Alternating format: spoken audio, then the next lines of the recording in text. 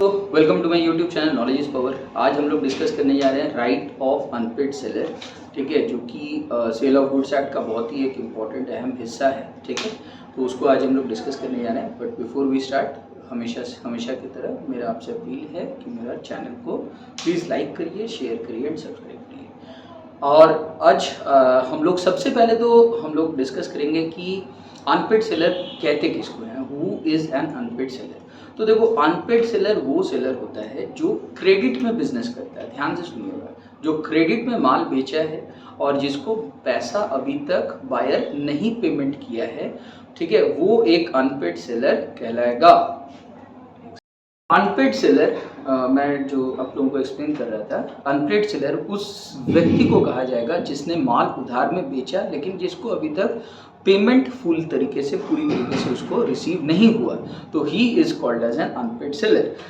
या तो ऐसा हुआ होगा या फिर उसको पेमेंट मिल चुका होगा, बट उसको पेमेंट मिला होगा by way of A negotiable instrument, जो कि बाद में जाकर के क्या हो गया होगा, डिसऑनर्ड हो गया होगा। For example, he may have received a cheque, ठीक है, और चेक बाद में जाकर के अगर बाउंस कर गया होगा, मतलब जो उसको चेक से पेमेंट किया होगा, उसका जो चेक है उसको अल्टीमेटली उसको पेमेंट रियलाइज नहीं हो पाया, चेक बाउंस हो गया या चेक डिसऑनर्ड हो गया, वो सब सिचुएशंस में क्या होगा, इस व्यक्ति को कहा जाएगा एक अनपेड सेलर। फॉर एग्जाम्पल, मान के चलिए मिस्टर एक्स, ठीक है, मिस्टर एक्स मिस्टर वाई को क्रेडिट सेल ऑफ गुड्स की, क्रेडिट सेल वो करते हैं और क्रेडिट सेल का अमाउंट मान लीजिए 50,000 रुपीज का है, 50,000 रुपया तक का है। अब ये 50,000 के अगेंस्ट में मिस्टर वाई ने 1 रुपया भी अभी तक उनको पेमेंट नहीं किया। तो जब तक मिस्टर वाई पेमेंट नहीं करेंगे मिस्टर एक्स को, तो mister x is an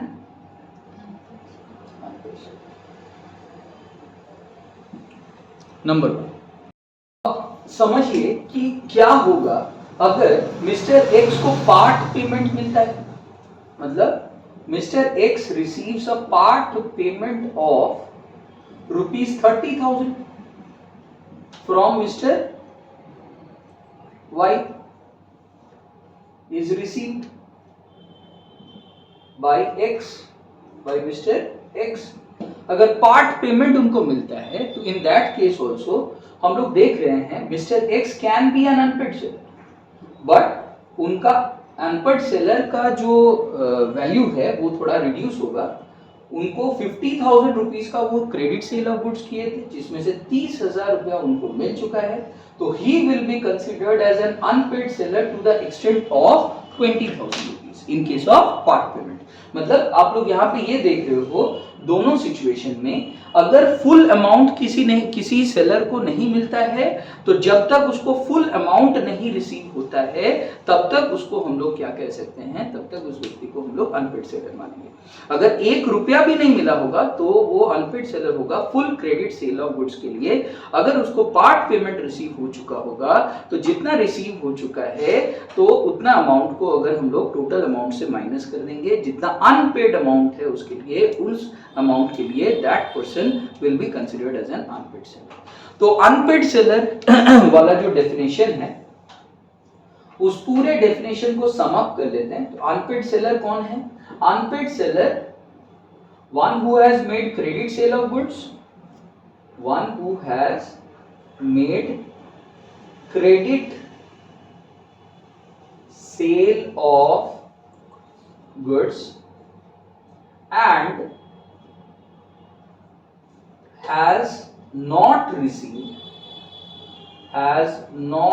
received any amount from the customer, ठीक है, कस्टमर से कोई अमाउंट उसको नहीं मिला है या फुल अमाउंट नहीं मिला है। या फिर second situation, one who has made credit sale of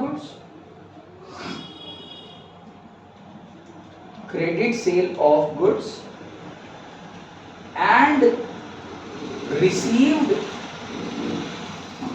received his amount by way of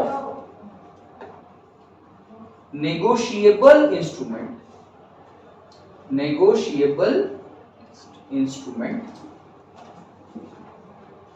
and such instrument must have been dishonored,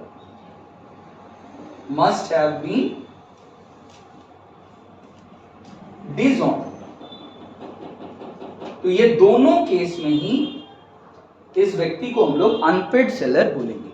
तो unpaid seller is any seller one who has made credit sale of goods and has received any amount from the customer, ठीक है, and has not received any amount from the seller.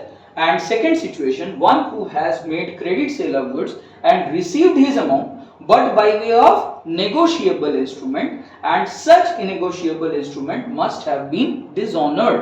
So this particular person is called as unpaid seller. Once again याद रखने वाली बात ये है कि in both the cases the time limit given to the customer must have expired, ठीक है। In all the cases the time limit of credit must have expired।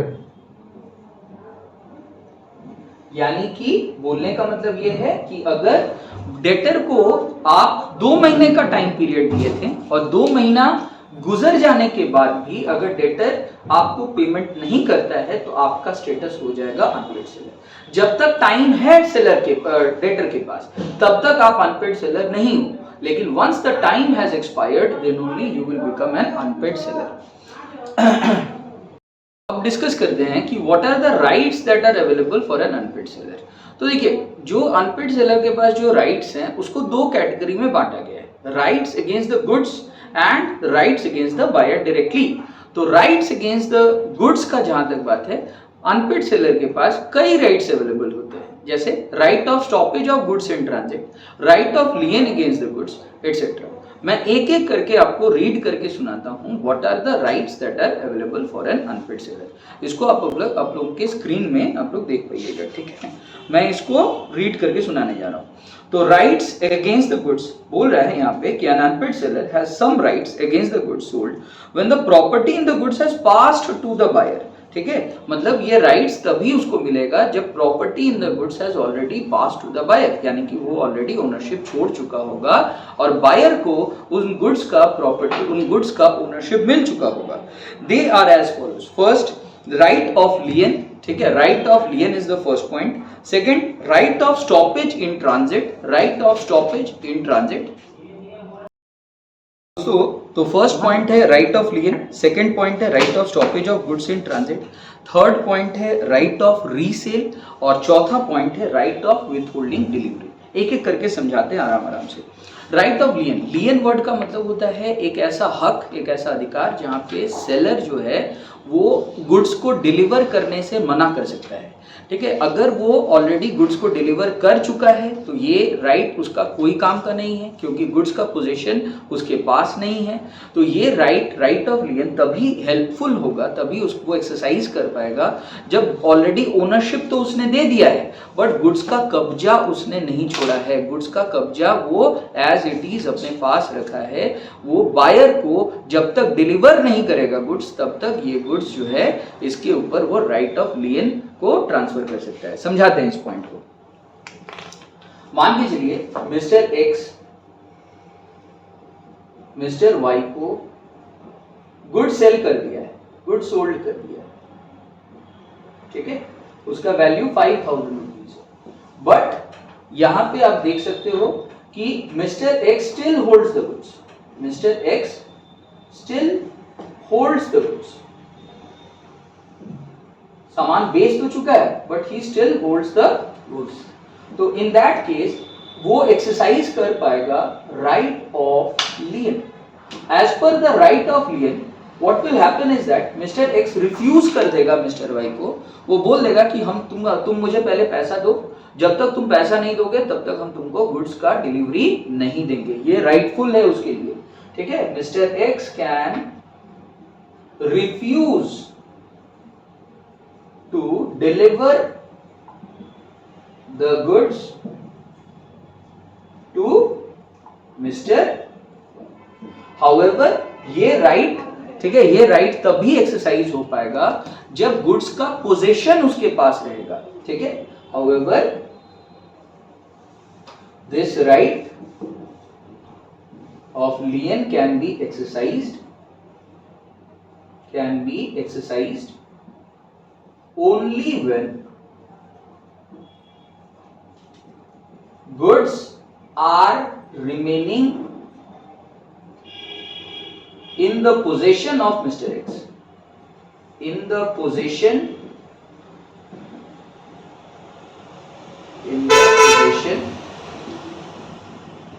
of the unpaid seller. Unpaid seller के position में जब तक सामान रहेगा तब तक ये राइट आप एक्सरसाइज कर पाओगे। Once you have parted with the goods, जैसे ही आप गुड्स को छोड़ दे रहे हो, उसका पोजीशन आप डिलीवर कर चुके हो, उसके बाद ये राइट आपका कोई काम का नहीं रहेगा। अब मैं सेकंड वाला पॉइंट को आप लोगों को एक्सप्लेन कर रहा हूँ। सेकंड वाला है right of stoppage of goods in transit. तो देखो, कभी कभी क्या होता है, गुड्स को आप ऑलरेडी ओनरशिप ट्रांसफर कर चुके हो, गुड्स आप ऑलरेडी एक इंडिपेंडेंट कैरियर यानी कि एक ट्रक में आप ऑलरेडी लोडिंग करा चुके हो, ट्रक रवाना हो चुका है। इन द मीन टाइम आपको न्यूज मिलता है कि बायर जो है वो इंसॉल्वेंट हो चुका है, बायर कंगाल हो चुका है, वो पेमेंट नहीं कर पाएगा। तो इन दैट केस आप क्या करोगे, आप तुरंत फोन घुमाओगे और आप उस ट्रक के जो ड्राइवर है उसको बोलोगे कि भाई तू रुक जा, तू जहां पे भी है तो रुक जा, तू डिलीवर मत कर गुड्स को। जब तक आपको पेमेंट नहीं मिलेगा आप ट्रक को क्या करोगे, रोक के रखोगे और बायर के गोडाउन तक पहुंचने से आप उसको मना कर दोगे। तो ये राइट आप अगर एक्सरसाइज कर सकते हो, this is called as right of stoppage in transit. Stoppage मतलब रोक देना, इन ट्रांजिट मतलब जब वो रास्ते में ऑलरेडी चला गया था। तो ऑब्वियसली ये this right can be exercised when the goods are no longer in the position of the unpaid seller, it is remaining with the independent carrier, वो एक इंडिपेंडेंट कैरियर के पास है, तब जाकर के ये राइट को वो एक्सरसाइज कर पाएगा। मैं right of stoppage and transit को मैं रीड करके सुनाता हूँ। सेक्शन 50 क्या कहता है, देखिए, बोल रहा है कि the right of stoppage and transit is a right of stopping the goods while they are in transit and retaining the position until payment of the price. यानी कि ये एक ऐसा हक है जिसमें अनपेड सेलर रोक सकता है गुड्स का डिलीवरी को, जब वो ऑलरेडी गुड्स को पोजीशन में छोड़ चुका है, वो ऑलरेडी किसी ट्रक के जरिए उस सामान को रवाना कर चुका होगा या कोई इंडिपेंडेंट कैरियर के थ्रू गुड्स को रवाना कर चुका होगा, वो वहीं पे उसको रोक सकता है until he receives the payment of the price. The right is conferred on the seller by section 50 of the act. ठीक है, ये section 50 जो है ये आपको हक देता है इस राइट को एक्सरसाइज करने का। This right can be exercised under the following cases. ठीक है, कौन कौन सा केसेस है, देखिए। सबसे पहले है the seller must be an unpaid seller. Seller एक अनपेड सेलर होना चाहिए, यानी कि आपको क्रेडिट सेल ऑफ गुड्स करना पड़ेगा और आपको पैसा नहीं मिला है ऐसा सिचुएशन होना चाहिए। अगर आपको पार्ट पेमेंट मिला होगा तो जहां तक आपको अभी तक पेमेंट फुल पेमेंट नहीं मिला है, जो अनपेड अमाउंट है, वहां तक के लिए आप क्या रहिएगा, अनपेड सेलर रहिएगा। अगर आपको फुल पेमेंट भी मिल चुका होगा लेकिन नेगोशिएबल इंस्ट्रूमेंट के जरिए पेमेंट मिला होगा और वो नेगोशिएबल इंस्ट्रूमेंट टाइम एक्सपायर हो जाने के बाद क्या हो चुका है, वो ऑलरेडी वो डिसऑनर्ड हो चुका है और time limit for making the payment has also expired, in that case you are an unpaid seller. तो ऐसा होना चाहिए। नेक्स्ट पॉइंट है the goods must be in transit, यानी कि गुड्स ऑलरेडी आप रवाना कर चुके होंगे, वो goods no longer in your position होना चाहिए। Third, the buyer must have become insolvent. जैसे मैंने बोल रहा था अपने एग्जांपल में कि बायर यहाँ पे कंगाल हो चुका होगा, ऐसा होना चाहिए। बायर अगर बोल रहा है कि मैं पेमेंट कर दूंगा तो इस केस में वो आपको कोई हक नहीं है कि आप stoppage of goods in transit को एक्सरसाइज कर सको। तो buyer must have become insolvent, buyer का इंसॉल्वेंसी का न्यूज आपको मिलना चाहिए। Fourth point, the property in the goods must have passed from the seller to the buyer, यानी कि ओनरशिप सेलर जो है वो बायर को ट्रांसफर कर चुका होगा। ये सारे पॉइंट्स सेक्शन 50 में दिया हुआ है। नेक्स्ट है right of resale. Section 54, right of resale का मतलब री मतलब फिर से, सेल करना मतलब बेचना। तो एक अनपेड सेलर के पास ये हक होता है कि वो क्या कर सके, वो गुड्स को एक बार बेचने के बाद अगर वो देख रहा है कि बायर पेमेंट नहीं कर रहा है, बार बार इन्फॉर्म करने के बाद भी, टाइम एक्सपायर करने के बाद भी वो बार बार उसको बताया जा रहा है कि भैया आप पेमेंट कर दो, फिर भी वो पेमेंट नहीं कर रहा है, इन दैट केस थक हार के अनपेड सेलर अपना ये राइट को एक्सरसाइज कर सकता है अंडर सेक्शन 54। दैट इज वो फिर से क्या कर सकता है, इसी गुड्स को किसी और को बेच के अपना लॉस को पूरा कर सकता है। लेकिन इसके लिए भी कुछ कंडीशंस हैं। सबसे पहले goods must B of perishable nature. देखिए गुड्स दो किस्म के होते हैं, ड्यूरेबल गुड्स और पेरिशेबल गुड्स। ड्यूरेबल गुड्स उन गुड्स को कहा जाता है जो लंबे समय तक टिकेगा, जो लंबे समय तक आप यूज कर सकते हो, जैसे टीवी, फ्रिज, वॉशिंग मशीन, ये सारी चीजें लंबे समय तक आप यूज कर सकते हो। और पेरिशेबल गुड्स वो चीज़ों को बोला जाता है जैसे कि वेजिटेबल्स हो गया, मिल्क हो गया, घी हो गया, जो जल्दी खराब हो जाएगा, जल्दी खराब होने वाले गुड्स को पेरिशेबल गुड्स बोलते हैं। तो ये गुड्स पेरिशेबल नेचर का अगर होगा तभी जाकर के right of resale can be exercised under section 54। मैं रीड करके सुनाता हूँ। An unpaid seller who has exercised either the right of lien और the right of stoppage in transit can resell such goods. The right to resell the goods is called as right of resale. The right is conferred by section 54. An unpaid seller can exercise the right of resale in the following cases. Point number 1, where the goods are of a perishable nature, जैसे मैंने आपको बताया था goods perishable nature का होना चाहिए। where the seller expressly reserves the right of resale in case the buyer makes a default in the payment of price, जहाँ पे contract of sale में ही स्पेशली ये right reseller ने रिजर्व करके रखा है अपने लिए कि अगर buyer perishable nature का goods के केस में अगर वो पेमेंट नहीं करता है तो सेलर के पास ये हक है कि वही गुड्स को वो फिर से किसी और को बेच सकता है। Third, where the seller has exercised the right of lien or stoppage in transit and gives notice to the buyer of the intention to resell the goods. मतलब ये जो right है ये this can only be exercised when the first two rights have already been exercised. That is either he has exercised the right of lien, मतलब वो withhold कर चुका होगा डिलीवरी को, या फिर अगर वो ऑलरेडी पोजीशन छोड़ चुका होगा तो वो already right of stoppage of goods in transit को एक्सरसाइज कर चुका होगा अंडर सेक्शन 50। तभी जाकर के उसको ये राइट मिलेगा कि वो इस राइट को एक्सरसाइज कर सकता है, यानी कि राइट ऑफ रीसेल को एक्सरसाइज कर सकता है। अब ये तीनों का तीनों राइट्स हम लोग का है right of against the goods. अब right of unpaid seller against the buyer personally क्या क्या है? देखो अगर आप गुड्स का डिलीवरी दे चुके हो बायर को तो आपका राइट ऑफ लियन गया काम से, कोई काम का नहीं है। Right of stoppage in transit question he arise नहीं करता है क्योंकि गुड्स ऑलरेडी किसके पास पहुंच चुका है, बायर के पास पहुंच चुका है। राइट ऑफ रीसेल वो करने नहीं देगा क्योंकि वो गुड्स बायर के कब्जे में ऑलरेडी आ चुका है। तो राइट अगेंस्ट द गुड्स आपके लिए खत्म हो जाएगा। Once you deliver the goods in the hands of the buyer you can no longer recover the goods and exercise the goods, exercise the right of lien और the right of stoppage in transit और the right of resale. तब आपके पास option बचता है right against the buyer personally. मतलब आप क्या कर सकते हो, आप केस कर सकते हो बायर के खिलाफ, आप मुकदमा दर्ज कर सकते हो और आप स्यू कर सकते हो under section 55 for the recovery of the price. मैं पढ़ के सुना रहा हूं। An unpaid seller in addition to the rights against the goods has the following rights against the buyer personally.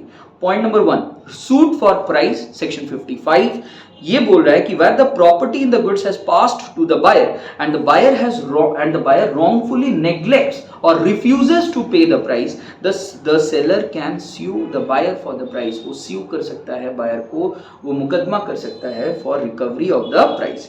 Second, suit for damages for non-acceptance section 56। अगर buyer wrongfully neglect करता है to take the delivery of the goods, to accept the goods after he has already bought the goods from the unpaid seller, seller can sue the buyer for the damages for non-acceptance। मतलब उसको जो नुकसान हुआ होगा due to non-acceptance of the goods by the buyer, उसके लिए वो अपना जो भरपाई है, उसको जो नुकसान है उस नुकसान का भरपाई वो मांग सकता है, डिमांड कर सकता है from the buyer।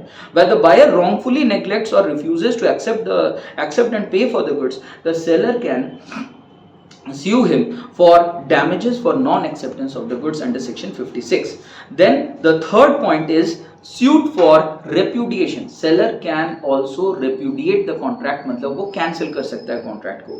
When the buyer repudiates the contract before the day of delivery, the seller may wait till the date of delivery or may treat the contract as cancelled and sue for damages for breach. यानी कि buyer अगर already repudiate कर चुका है, buyer अगर पहले cancel कर चुका होगा contract of sale को, तो seller के पास यहाँ पे दो ऑप्शन है, वो date of delivery तक वेट कर सकता है अगर वो चाहे तो, और या फिर वो पहले ही डेट ऑफ डिलीवरी से पहले ही वो कॉन्ट्रैक्ट को कैंसिल कर सकता है और बायर को यहाँ पे डैमेजेस के लिए, उसको जो नुकसान हुआ है, ठीक है, उसके लिए वो यहाँ पे बायर को स्यू कर सकता है और वो रिकवर कर सकता है अपने डैमेजेस को.